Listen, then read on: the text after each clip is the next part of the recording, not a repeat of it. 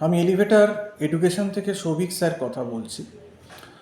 আজকে আমি একটা খুব ইম্পর্টেন্ট ভিডিও আলোচনা করতে চাই। অবশ্যই তোমরা যারা দেখছো একদম প্রথম থেকে শেষ অবধি দেখো। এবং আমি আজকে ইঞ্জিনিয়ারিং স্টুডেন্টদের নিয়েই কিন্তু ভিডিওটা করছি এবং অত্যন্ত গুরুত্বপূর্ণ।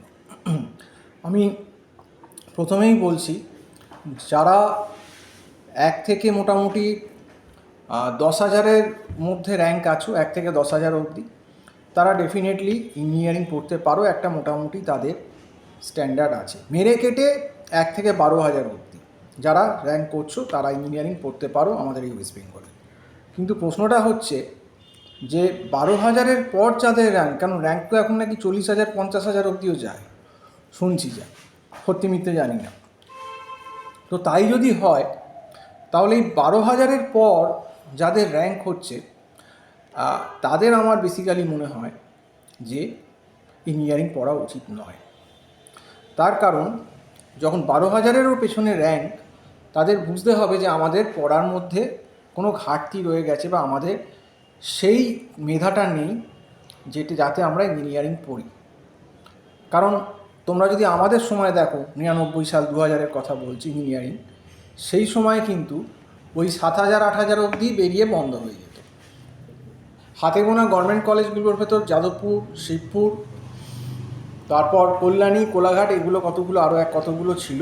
আর তারপর ওই হাতে গোনা তখন ম্যাকআউট সবে হচ্ছে, সেই বিপি পোদ্দার, টেকনো, আইএম, এই কতগুলো 3-4টে প্রাইভেট কলেজ, এর বেশি কিছু না। তো সেক্ষেত্রে কিন্তু তখন ওই র্যাঙ্ক 6.5 7 8-এর মধ্যে হলে, 7,000 হলে ওই পেছনের দিকের কলেজ বলতে গেলে টেকনো, বিপি পোদ্দার, আইএম এইসবই পেতো। আর যারা একটু ভালো 1 থেকে 1.5-2,000-এর মধ্যে সারা গভর্নমেন্ট কলেজ পেত। তো এই ছিল হচ্ছে আমাদের সময় পরিস্থিতিটা, সেটা তোমাদেরকে বুঝতে হবে। কিন্তু এখন কিছু করার নেই, গভর্নমেন্ট সিট বাড়িয়েছে, ইউনিভার্সিটিও সিট বাড়িয়েছে, অ্যাফিলিয়েশন নিয়ে প্রাইভেট কলেজগুলো চলছে। তোমরা বারবার বলছো যে প্রাইভেট কলেজে পড়াশুনো হয় না, তো পড়াশুনো তো হবে না। তুমি 25,000 30,000 35,000 র্যাঙ্ক করবে, র্যাঙ্ক করে যে পেছনের দিকের কলেজে তুমি পড়তে যাবে, তো সে কলেজে তো ফ্যাকাল্টি ভালো হবে না, সে কলেজগুলো তো রেপুটেড নয়, সেগুলো শুধু ব্যবসার জন্য খুলে রেখেছে। এটা তোমাকে ক্লিয়ার কাট বুঝতে হবে। কাজেই তাদের ব্যবসা করার সুবিধে তুমি সেখানে ভর্তি হয়ে করছো, তোমার গার্জেন তোমাকে ভর্তি করে করছে। তোমার অ্যাকচুয়ালি উচিত ইঞ্জিনিয়ারিং লাইনটায় না গিয়ে অন্য অনেক ইঞ্জিনিয়ারিংয়ের থেকে ভালো লাইন আছে। এরকম নয় যে ইঞ্জিনিয়ার ডাক্তারই শেষ কথা, এটা আমি কখনোই মানি না। আমি তো নিজেও ইঞ্জিনিয়ারিং লাইনে, আমি ইকোনমিক্সের লোক, পরে এমবিএ করেছি। অনেক ভালো লাইন ইঞ্জিনিয়ারিংয়ের থেকেও আছে। এখন তো আর্টসেও অনেক লাইন খুলে গেছে, বিভিন্ন দিক খুলে গেছে এখন।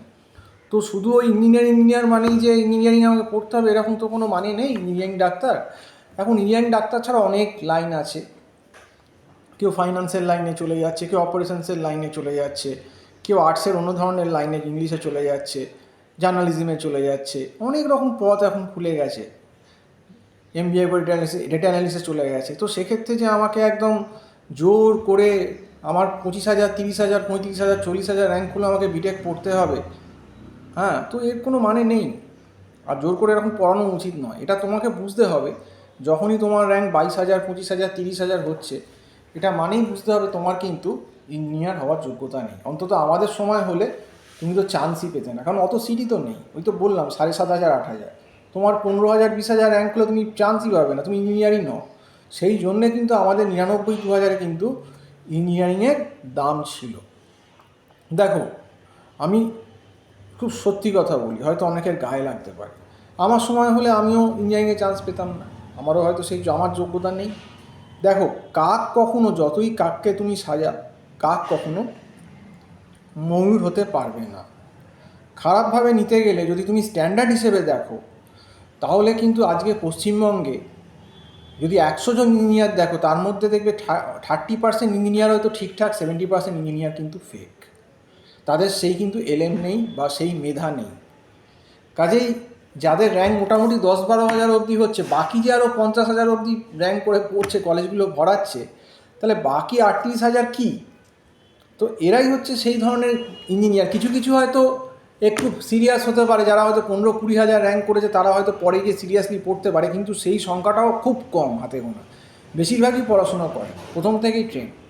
কাজেই ওই পড়াশুনো করে হয়তো 10টার ভেতর 1টা কি 2টো ছেড়ে দাও র্যাঙ্ক যাদের একটু পেছনে হয়ে গেছে, কিন্তু বেশিরভাগই ফাঁকিবাজ, পড়াশুনো করে না। সেই সাপ্লি পাবে, পড়বে না, পেছনের দিকের কলেজে যাবে যেখানে ভালো ফ্যাকাল্টি নেই, লাইব্রেরি নেই, যেখানে তোমার ভালো নেই, প্লেসমেন্ট নেই। তখন সেখানে গিয়ে নানা রকম অভিযোগ করবে যে ম্যাকআউট এই করেছে, ম্যাকআউট ওই করেছে, ম্যাকআউট তাই করেছে, ম্যাকআউটের ফ্যাকাল্টি নেই, ম্যাকআউটের নেই, ব্যবসা বন্ধ করুন, ভুয়ো ফ্যাকাল্টি। আরে তুমি তো সব জানো। আরে ভাই, জেনে শুনে তোমার 25-30 হাজার র্যাঙ্ক হচ্ছে, তুমি পেছনের দিকের কলেজে যাচ্ছ, তারা তো ব্যবসা করার জন্য বসে আছে, সেই ইঁদুর কলের মতো ফাঁক, তুমি হচ্ছে সেই ইঁদুর, ঢুকবে গিয়ে। তোমাকে তো, তোমার গার্জেন তোমাকে বুঝতে হবে যে এগুলো ইঞ্জিনিয়ারিং কলেজই না, বেসিক্যালি এগুলো একটা ভাঁওতা, একটা আইওয়াস দেখিয়ে চলছে এই পেছনের দিকের কলেজগুলো, যারা 25-30-35 হাজার 40 হাজার র্যাঙ্কে নেয়। তো সেটা যদি তোমরা না বুঝতে পারো, তো ঢুকলে তো সেখানে তুমি ফ্যাকাল্টি পাবে না, অর্ধেক দিন ক্লাস হবে না, ফ্যাকাল্টি নেই, অমুক নেই, তমুক নেই। এটা তো হবেই, খুব স্বাভাবিক কথা। এটা তো আর যাদবপুর শিবপুর নয় যে সেরকম গ্রেড টপ লেভেলের আইআইটির লোকেরা পড়াবে, এসে রাখতে পারবে, সেরকম লেভেলের এদের ক্ষমতা নেই। এদের তো সিট সবসময় ভরেও না, কিছু সিট ভরে, কিছু ভরে না। ওই মেরে কেটে যাকে তাকে নিয়ে আর কি অ্যাডমিশান করিয়ে সিট কোনোভাবে ভরিয়ে এইভাবে চলছে, বা ডোনেশান নিয়ে বা ম্যানেজমেন্ট কোটা থেকে ঢুকিয়ে এইসবভাবেই চলছে। তো এটা তো তোমাদেরকে ভাই বুঝতে হবে। শুধু ইউনিভার্সিটি কলেজকে দোষ দিলে তো লাভ নেই, এক হাতে কখনো তালি বাজে না। তোমরাও তালিটা দিচ্ছ, তাই তোমরাও আসছো ভর্তি হতে, 20-22 হাজার 25 হাজার 30 হাজার র্যাঙ্ক করে ভর্তি হতে আসছো, তাই তারা সুযোগ নিচ্ছে। তারপর তোমরা যখন ফেল করছো, কিছু হচ্ছে, তখন তোমরা লাফালাফি করছো, বা পড়াশোনা হচ্ছে না, তখন বলছো কলেজে ফ্যাকাল্টি নেই, অমুক নেই, তমুক নেই। তুমি তো সবই জানো তোমরা, তো জেনে ভর্তি হও কেন? আমি বলবো জয়েন্টে অন্তত যাদের, আমি সিরিয়াসলি বলছি, 15 হাজারের পেছনে যাদের র্যাঙ্ক, ইঞ্জিনিয়ারিং পড়তে এসো না, লাইন চেঞ্জ করে অন্য লাইনে চলে যাও। তো আজকে এই অবধি বলেই শেষ করছি।